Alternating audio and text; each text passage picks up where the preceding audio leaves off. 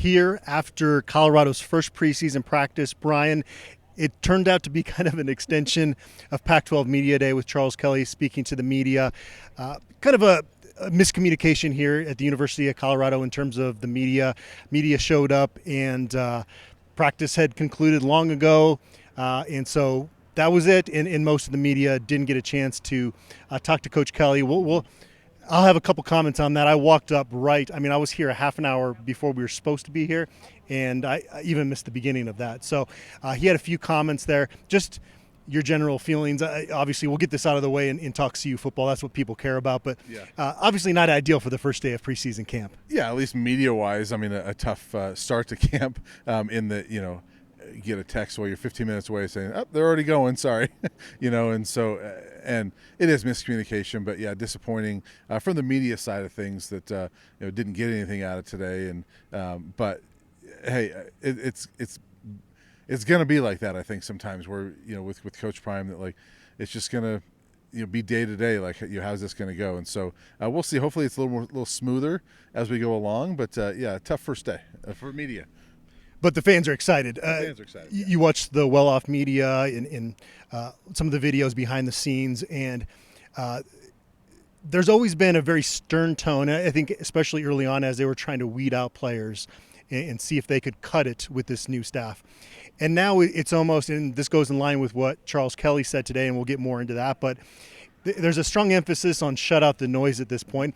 And I guess that kind of falls in line a little bit with, as media, we are not the top priority right now. These guys are getting ready for TCU and trying to figure out with so many new players how the pecking order is going to shake out at a lot of different positions. Yeah. I mean, most positions aside from quarterback and a couple others, there's wide open competition this preseason. Yeah, we absolutely know Shedeur Sanders will start at quarterback and that Travis Hunter will probably start at corner and receiver.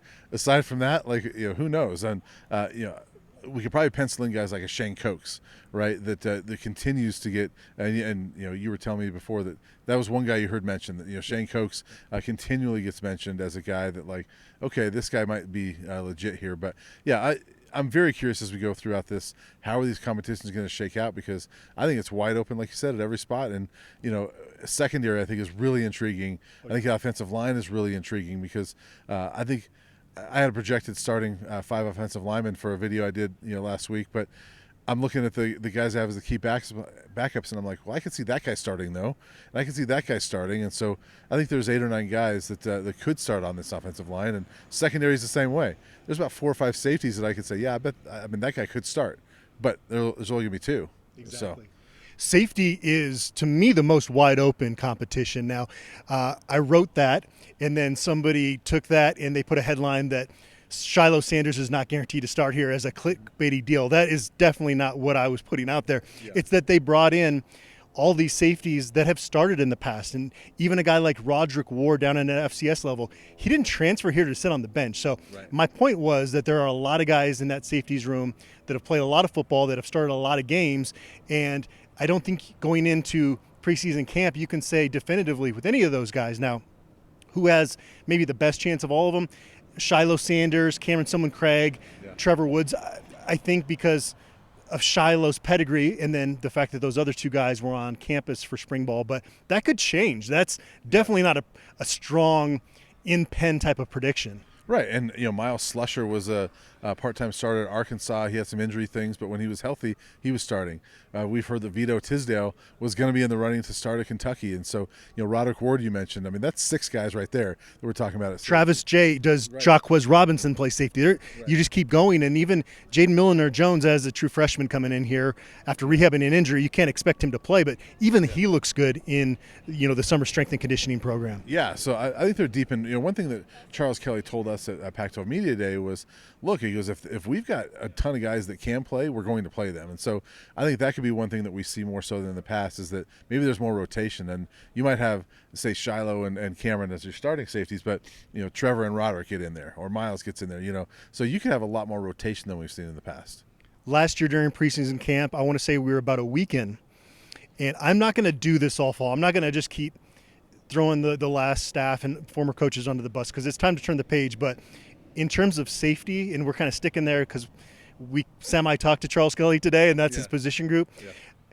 Brett Maxey, do you remember this? Came to us for a media scrum I was concerned about their depth at that position, Yeah. and I asked him if he was concerned, just to see like who's going to back up the starters there, and he started saying the backups, and they were all walk-ons. Yeah. All of the depth at the safety position in camp last year was walk-ons. Yeah.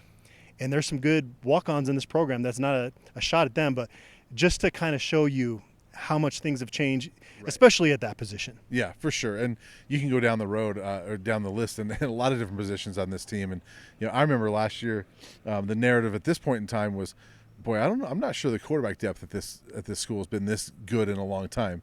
And clearly, it wasn't that good. And I worry about the depth here, just because it's not very experienced behind Shedeur. But I think we can very much say the quarterback's in a better spot, right? I think running back's in a better spot than it was a year ago. I think most of these position groups are in better spots than they were a year ago. It's just how is it going to shake out? Who's actually going to be the people that play? When Charles Kelly was asked, as I was walking up, who has stood out, I mean, we're 1 day in shorts into preseason camp, so this is obviously an answer based off summer conditioning, spring ball, all that. Charles Kelly, though, there was no hesitation. Shane Cokes, you mentioned his name earlier. To me, he is kind of a microcosm of like the pessimism out there. A lot of people out there look at some of the transfers coming into this program, and they go, well, Tyler Brown's transferring from Jackson State. Shedeur Sanders, you can go. I'm not going to list all the guys that transferred from Jackson State or Roderick Ward from the FCS level. There's quite a few of those guys that this staff loves and expects big things out of. And Shane Cokes is a guy that, I'll be honest, when he committed from the Ivy League, it was the same kind of deal. Well, that's a big jump. He did pretty well there. We saw another Ivy League guy transfer in here, and he just didn't fit in athletically at this level. So the fact that Shane Cokes has made the impact that he has in this program is pretty incredible. Yeah, I think so too. And it seems like he's going to be a leader on this team, and that he's a legit player.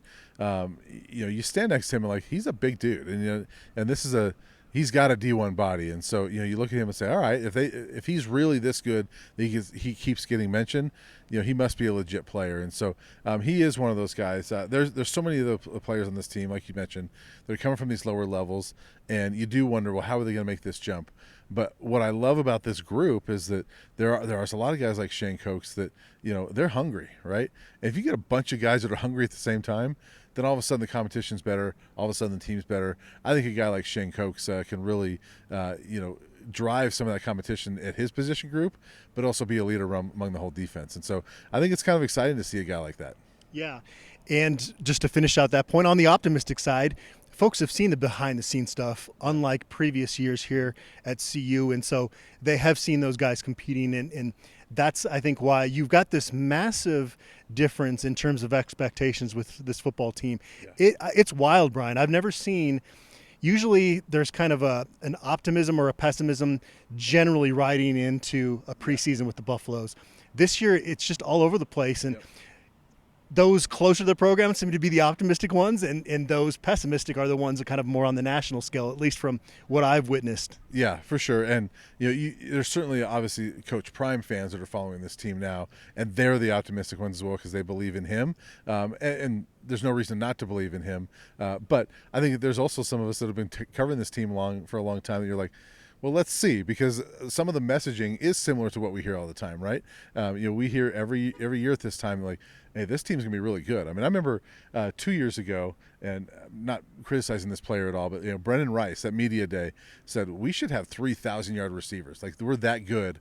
I'm not sure who's going to stop us. Well, I'm not sure they had barely 1,000 yards total in passing yards that year, and he was the leader with about 300. That's not a knock on him, but, like, the expectations of what they thought they were certainly didn't match what they were, and so I'm curious to see if that's what's going to happen here, like, or what they can do this year.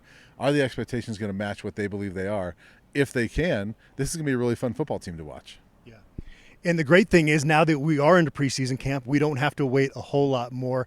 Every year before the first preseason practice, I go to Fair and Field just kind of take everything in, because things are going to get crazy. Not necessarily today, as hectic as we were expecting, but it is crazy as long as we both cover this program. Even days like today, it keeps you on your toes. You can't get complacent around here covering this football team. It's never a dull moment, I will say. No, and it will not be dull moments with Coach Prime, and it's going to be very interesting. It's going to be fun for the fans, and Hey, everybody's gonna be watching Well Off Media every day to find out, what's going on in practice, things like that. Even us, because that might be all the practice we get to see. But it's not gonna be dull. It's gonna be an interesting experiment to see how this turns out. And day one of camp, you got to be excited about. The season's here. I mean, it's August 2nd, so they play a month from today, and so it's exciting to know that's right around the corner. We must have a similar commute to Charles Kelly because we've been asking coaches actually you asked Charles Kelly at Media Day what food recommendations he has, and he mentioned Goodfellas Diner in Longmont, and we literally drive by that, both of us getting home. So we're going to make the best of this limited media opportunity day on the first day of preseason camp and go get some food. So I don't know. Our reviews have been pretty positive. We'll see if Goodfellas Cafe can live up to some of the other places we've been to. Well, we'll see what Charles Kelly's standards are for food. We're going to find out today. We know that Sal Sinceri knows how to pick a pizza place because we were on board with that one. So we'll see if Charles Kelly knows his diners. All right, that's day one of preseason camp. We'll be back on Thursday.